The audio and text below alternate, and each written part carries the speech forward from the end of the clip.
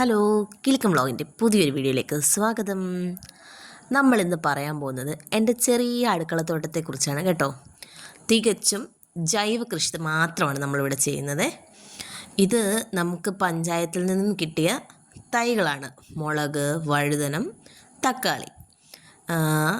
ഞാൻ എല്ലാവരോടും പറയാണ്, നമ്മൾ കൃഷി ചെയ്യാൻ താല്പര്യമുള്ളവരാണെങ്കിൽ നമ്മുടെ പഞ്ചായത്തുമായിട്ടും നമ്മുടെ കൃഷിഭവനും ഒക്കെ ആയിട്ട് നല്ലൊരു കോൺടാക്റ്റ് ഉണ്ടായിരിക്കണം. എങ്കിൽ മാത്രമേ നമുക്ക് ഇങ്ങനെയുള്ള തൈകളും വിത്തുകളും ഒക്കെ അവിടെ നിന്ന് നമുക്ക് കിട്ടാനായിട്ട് പറ്റത്തുള്ളൂ. കാരണം അങ്ങനെ ഒരു കോൺടാക്റ്റ് ഉണ്ടെങ്കിൽ നമുക്കറിയാം ഇന്ന സാധനം അവിടെ വന്നിട്ടുണ്ട് എന്ന്.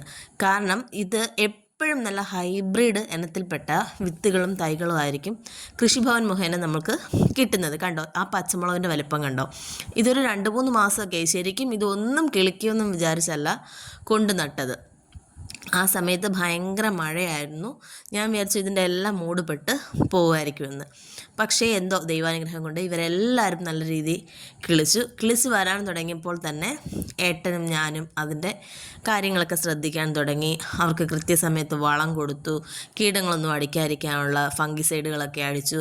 തികച്ചും ജൈവമായിട്ടുള്ള കാര്യങ്ങൾ മാത്രമാണ് നമ്മളിതിൽ ചെയ്തേക്കുന്നത്. ഒരു രാസവളവോ അല്ലാതെ ഒരു കെമിക്കലോ ഒന്നും. ഇതിൽ നിന്ന് ഉണ്ടാകുന്ന ഏത് സാധനവും നമുക്ക് ഒന്ന് കഴുകുക പോലും ചെയ്യാതെ കഴിക്കാം. അത്രയ്ക്ക് ജൈവമായിട്ടുള്ള കാര്യങ്ങളാണ് നമ്മളിതിന് കൂടുതലായിട്ടും കൊടുത്തേക്കുന്നത്. നമ്മൾ തന്നെ ഉണ്ടാക്കിയെടുക്കുന്ന ജൈവ സ്ലറിയാണ് കേട്ടോ. ഈ ജൈവ സ്ലറിയൊക്കെ എങ്ങനെയാണ് മേക്ക് ചെയ്യുന്നതെന്ന് വീഡിയോസൊക്കെ നമ്മൾ ഇടാം.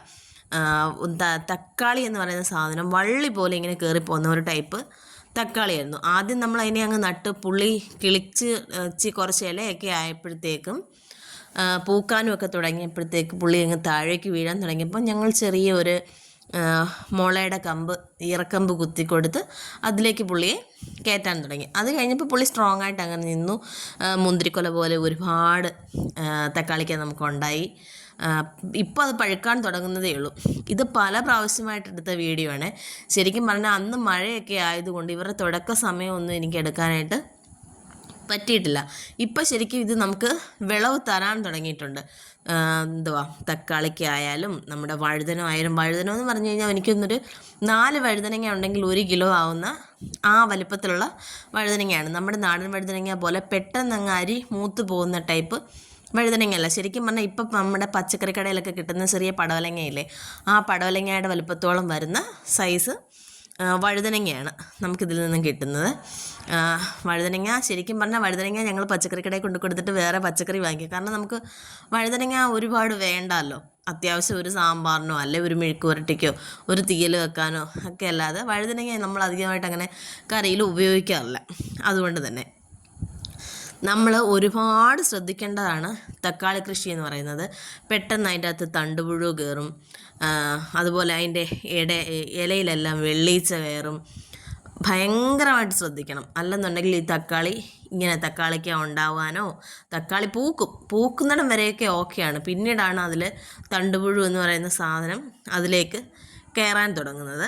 അതൊക്കെ നമ്മൾ ഓരോ ദിവസവും നമ്മൾ മക്കളെ പരിപാലിക്കുന്നത് പോലെ തന്നെ ജൈവം എന്ന് ഞാൻ കണ്ടില്ലേ, നമ്മൾ കരിയിലയാണേ അതിന് പൊതയായിട്ട് ഇട്ട് കൊടുക്കുന്നത്. കരിയില നല്ല പൊട്ടാസ്യമാണ്. അത് പെട്ടെന്ന് നമ്മളെ ചെടികളെയൊക്കെ വളർത്താൻ സഹായിക്കും.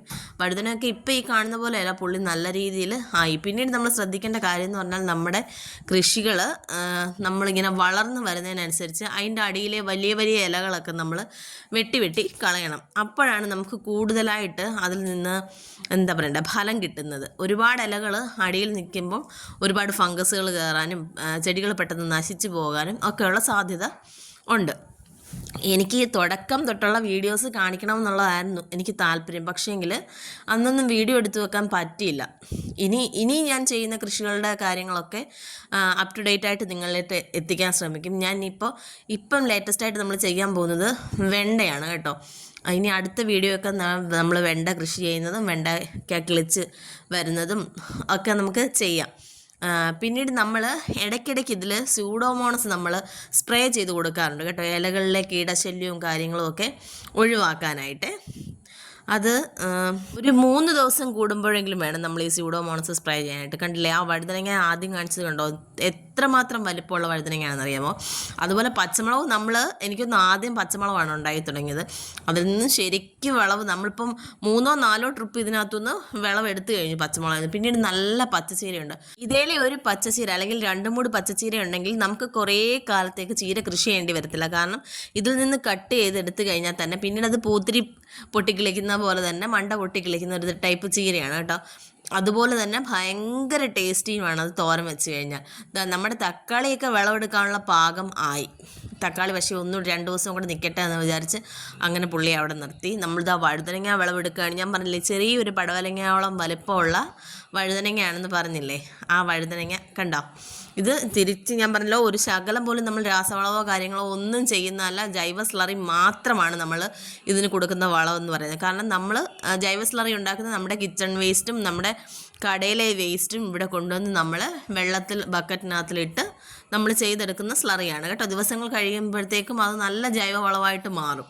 പിന്നീട് പച്ചമുളക് ഇഷ്ടം പോലെയാണ് നമ്മുടെ ആവശ്യം. ഞാൻ ഇത്രയും ടേസ്റ്റി ആയിട്ടുള്ള പച്ചമുളക് നമ്മുടെ തൊടിയിൽ നിന്ന് നമ്മൾ തന്നെ ചെയ്ത് പറിച്ചെടുത്ത് കഴിക്കുമ്പോഴുള്ള ആ പച്ചമുളകും നമ്മൾ കടയിൽ നിന്ന് വാങ്ങിക്കുന്ന പച്ചമുളകും തമ്മിൽ ഒരുപാട് വ്യത്യാസമാണ് കേട്ടോ.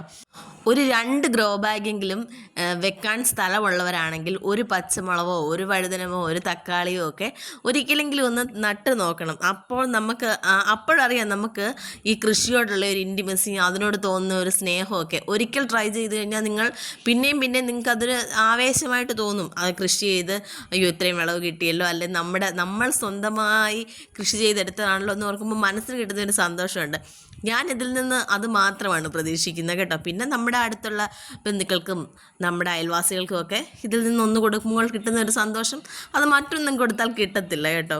അപ്പോൾ ഇന്നത്തെ ഈ ചെറിയ വീഡിയോ ഇഷ്ടമായെങ്കിൽ ലൈക്ക് ചെയ്യാനും ഷെയർ ചെയ്യാനും സബ്സ്ക്രൈബ് ചെയ്യാനും ഒക്കെ മറന്നു പോകരുത്. പിന്നെ ആ ബെൽ ബട്ടൺ കൂടി ഒന്ന് അമർത്തിയേക്കണം. എങ്കിലേ നമ്മളിടുന്ന ഇങ്ങനത്തെ ഇൻഫർമേറ്റീവായിട്ടുള്ള വീഡിയോസൊക്കെ നിങ്ങളിലേക്ക് എത്തുകയുള്ളൂ. അപ്പം ഓക്കെ, ബൈ. തുടർന്നും നമ്മുടെ വീഡിയോസ് കാണാൻ മറക്കരുത്. ബൈ.